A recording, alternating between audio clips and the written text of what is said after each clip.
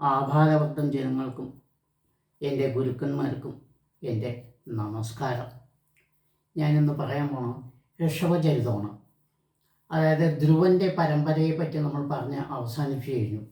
ഇനി ധ്രുവൻ്റെ വലിയച്ഛൻ പ്രിയവ്രതൻ, അദ്ദേഹം രാജ്യഭാരം ഉപേക്ഷിച്ച് നമ്മൾ പോയി എന്ന് പണ്ട് പറയുകയുണ്ടായി. ഓർമ്മയുണ്ടോ? രണ്ടാമത്തെ ധ്രുവൻ്റെ അച്ഛന് രാജ്യം കൊടുത്ത് പോയി വന്നു. ഇപ്പോൾ അദ്ദേഹം തിരിച്ചു വന്ന ശേഷം പറയുകയാണ്. ഇത് 5-ാം സ്കന്ധത്തിൽ അധ്യായം 1 പറയുന്നതാണ് ഞാൻ പറഞ്ഞത്. സ്വയംഭൂമനുവിനും ശതരൂപയ്ക്കും കൂടി 3 പുത്രിമാരും 2 പുത്രന്മാരും ഉണ്ടായിരുന്നാണ് നമ്മൾ പറഞ്ഞത്. അപ്പോൾ മൂത്ത പുത്രനെ പറ്റി നമ്മൾ പറഞ്ഞില്ല, രണ്ടാമത്തവനെ പറ്റിയിട്ടാണ് പറഞ്ഞത്. അപ്പോൾ മൂത്ത പുത്രൻ പ്രിയവ്രതൻ, അതായത് ധ്രുവൻ്റെ വലിയച്ഛൻ, അദ്ദേഹം വലിയൊരു ഭക്തനായിരുന്നു. മാത്രമല്ല അതിബുദ്ധിമാനായിരുന്നു. ഒരു ശാസ്ത്രജ്ഞൻ കൂടിയായിരുന്നു. ശാസ്ത്രജ്ഞൻ എന്ന് പറഞ്ഞാൽ ഇന്നത്തെ കാലത്ത് പറയുന്ന പോലെ സയൻറ്റിസ്റ്റ്, എല്ലാം അറിയാനുള്ള ആഗ്രഹവും അതിനെപ്പറ്റി ചിന്തിക്കുന്ന ഒരു സ്വഭാവക്കാരായിരുന്നു. അദ്ദേഹം 7 പ്രാവശ്യം ഭൂമിയെ ചുറ്റിയിട്ടുണ്ട്. അങ്ങനെ ചുറ്റിയതുകൊണ്ട് 7 ദ്വീപുകളെ കണ്ടുപിടിച്ചു. ആ 7 ദ്വീപുകൾക്കും തൻ്റെ പുത്രന്മാരെ, അദ്ദേഹത്തിന് 10 പുത്രന്മാരാണ് ഉണ്ടായത്. 10 പുത്രന്മാരും ഒരു പുത്രിയുമാണ്. അപ്പോൾ 10 പുത്രന്മാരിൽ 3 പുത്രന്മാർക്ക് സന്താനം ഉണ്ടാകാനുള്ള സാധ്യതകളില്ല. അതുകൊണ്ട് അവർ സന്യാസിമാരായിപ്പോയി. ബാക്കി 7 പേരാണ്. ഈ 7 പേരെ ഇദ്ദേഹം മേലെ ആകാശത്തു കൂടെ സഞ്ചരിക്കുന്ന സമയത്ത് 7 ദ്വീപുകളെ കണ്ടുപിടിച്ചു. ആ ഓരോ ദ്വീപിൻ്റെ അധിപന്മാരായി ഓരോരുത്തരെ അങ്ങനെ കൊടുത്തു. ഇനി 10 പേരിൽ ഒരു പെൺകുട്ടി ഉണ്ടായിരുന്നു എന്ന് പറഞ്ഞു. ആ പെൺകുട്ടിയുടെ പേര് ഊർജ്ജസ്വത എന്നാണ്. ഊർജ്ജസ്വത. ഈ ഊർജ്ജസ്വതയെ കല്യാണം കഴിച്ചിരിക്കുന്നത് ശുക്രാചാര്യനാണ്. അദ്ദേഹത്തിന് ഒരു പുത്രി ഉണ്ടായിരുന്നു, ദേവയാനി. അത് ചന്ദ്രവംശ രാജാവായ യയാതിയും വിവാഹം കഴിച്ചു. അപ്പോൾ 7 പുത്രന്മാരും ഒരു പുത്രിയാണ്. പുത്രിയുടെ കഥ ഞാൻ പറഞ്ഞു കഴിഞ്ഞു. 7 പ്രാവശ്യം ഇദ്ദേഹം ഭൂമിയെ ചുറ്റി. അതിൻ്റെ ഇടയിൽ ഒരു പ്രാവശ്യം കറങ്ങുന്ന സമയത്ത് ചന്ദ്രനെയായി കൂട്ടിമുട്ടേണ്ട ഒരു സാഹചര്യം വന്നു. കൂട്ടിമുട്ടിയില്ല.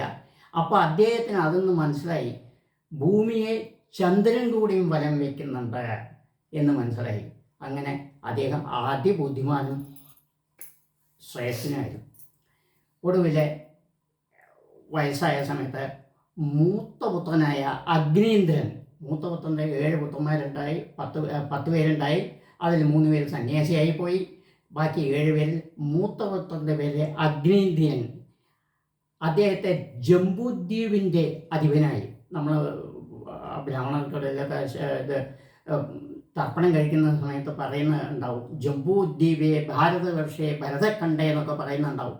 ആ ജംബൂദ്വീപിൻ്റെ അധിപനായി അദ്ദേഹത്തെ വാഴിച്ച് വാനപ്രസ്ഥത്തിന് പോയി.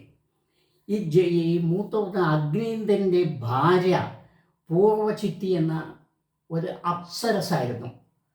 അതായത് സാധാരണ സ്ത്രീയല്ല, പൂർവ്വചിത്തി എന്നാണ് അവർക്ക് പേര്. ഇവർ 2 പേർക്കും കൂടി 9 പുത്രന്മാരും ഉണ്ടായി. പൂർവ്വചിത്തിക്കും മൂത്ത അഗ്നീന്ദ്രനും കൂടി 9 പുത്രന്മാരുണ്ടായി. ഈ 9 പുത്രന്മാരിൽ മൂത്ത പുത്രൻ്റെ പേരാണ് നാഭി എന്ന്. ഈ നാഭി വിവാഹം കഴിച്ചിരിക്കുന്നത് മേരുദേവിയാണ്. ഈ മേരുദേവി എന്ന പർവ്വതപുത്രിയാണ്. പർവ്വതപുത്രിയായ മേരുദേവിയെ നാഭി വിവാഹം കഴിച്ചു. ഈ നാഭിക്കും മേരുദേവിക്കും കൂടി ഋഷഭൻ എന്നൊരു പുത്രനുണ്ടായി. ഈ ഋഷഭൻ കല്യാണം കഴിച്ചിരിക്കുന്ന ആരാണ്? ജയന്തിയെ, ഇന്ദ്രൻ്റെ പുത്രൻ, അതായത് ജയന്തൻ്റെ സഹോദരി കൂടിയായ ജയന്തിയെയാണ് ഇദ്ദേഹം വിവാഹം കഴിച്ചിരിക്കുന്നത്. അങ്ങനെ അദ്ദേഹം രാജ്യഭാരം ഋഷഭൻ, ഇദ്ദേഹത്തിന് നാഭി വനവാസനം വയസ്സായി. ഋഷഭനെ രാജ്യം ഏൽപ്പിച്ചു കൊണ്ടുപോയി. അങ്ങനെ കുറേ കാലം അദ്ദേഹം നന്നായി രാജ്യം ഭരിച്ചു. രാജ്യം വളരെ നന്നായി ഭരിച്ചു എന്നാണ് പറയുന്നത്. സാധാരണ പോലെ അദ്ദേഹത്തിൻ്റെ പൂർവികന്മാർ ചെയ്ത പോലെ തന്നെ ഭാര്യയും ഭർത്താവും കൂടി വളരെ ഭക്തിയോടുകൂടി എല്ലാ ദാനധർമ്മങ്ങളോടുകൂടി ഋഷഭൻ രാജ്യം വെച്ചു. വയസ്സായ ശേഷം അദ്ദേഹം എന്ത് ചെയ്തു, ഇങ്ങനെ വാനപ്രസ്ഥത്തിന് പഴയതുപോലെ പോയി. ആരെ? ഋഷഭൻ, നാവിയല്ല കേട്ടോ, ഋഷഭൻ വാനപ്രസ്ഥത്തിന് പോയി. ഇങ്ങനെ കുറേ അലഞ്ഞു തിരിഞ്ഞ് വളരെ ഭ്രാന്തനെ പോലെ അലഞ്ഞിരുന്നു. പക്ഷേ അദ്ദേഹത്തിന് വളരെയധികം ഭക്തനായിരുന്നു. അത് ഞാൻ പറയേണ്ട ആവശ്യമില്ല, എടുത്തെടുത്ത് പറയുന്നത്. വളരെയധികം ഭക്തനായിരുന്നു അദ്ദേഹം. അങ്ങനെ അലഞ്ഞു തിരിഞ്ഞ് ഒടുവിൽ കാട്ടുതീയിൽപ്പെട്ട് മരിച്ചുപോയി. കാട്ടുതീയിൽപ്പെട്ട് അദ്ദേഹം മരിച്ചുപോയി. അപ്പോൾ അദ്ദേഹത്തിൻ്റെ ആഗ്രഹപ്രകാരം തന്നെ അത് സംഭവിച്ചു. അതെന്താണ് ആഗ്രഹം? അതൊരു വിചിത്ര ആഗ്രഹമാണ്, നമുക്ക് ആർക്കും ഉണ്ടാവാത്ത. എല്ലാവരും നേടണം, എല്ലാം പണക്കാരനാണ്, അങ്ങനെ ഇങ്ങനെയാണ് ആഗ്രഹിക്കുന്നത്. പക്ഷേ ഋഷഭൻ, വളരെയധികം ശ്രദ്ധിക്കേണ്ട ഒരു കാര്യമാണത്. ഋഷഭൻ ആഗ്രഹിച്ച അങ്ങനെയല്ല. ഭൂമിയിലെ എല്ലാ ദുഃഖങ്ങളും സുഖങ്ങളും, സുഖത്തേക്കാൾ ദുഃഖം മുഴുവൻ അനുഭവിച്ച ശേഷം മൃതിയടയണം, മരിച്ചു പോകണം. അതായത് മനുഷ്യന് എന്തെല്ലാം ദുഃഖങ്ങൾ അനുഭവിക്കാനുണ്ടോ ആ ദുഃഖങ്ങളെല്ലാം അനുഭവിച്ച് സ്വയം അനുഭവിക്കണം, അതിനുശേഷം മരിക്കണം എന്നൊരു ആഗ്രഹത്തോടു കൂടിയാണ് ഇരുന്നത്. അതായത് ഋഷഭൻ്റെ ആഗ്രഹം സാധിച്ചു കൊടുത്തു ഭഗവാൻ. ഏറ്റവും വലിയ ഭക്തനായതുകൊണ്ട് ഋഷഭൻ്റെ ആഗ്രഹം നമ്മൾ പറയുന്നത് ഇത് ഇങ്ങനെ ഒരാൾ ആഗ്രഹിക്കുകയോ ചോദിക്കുക, അതാണ് അവിടുത്തെ ഏറ്റവും പ്രധാനപ്പെട്ട കാര്യം. അദ്ദേഹം ആഗ്രഹിച്ചത് ദുഃഖമാണ് ആഗ്രഹിച്ചത്. സുഖത്തേക്കാളുള്ള ദുഃഖങ്ങൾ ഞാൻ അനുഭവിച്ചു മരിക്കണം എന്ന് ആഗ്രഹിച്ച് എല്ലാം കൊണ്ടും ഉള്ള ഒരു വ്യക്തിയാണ്.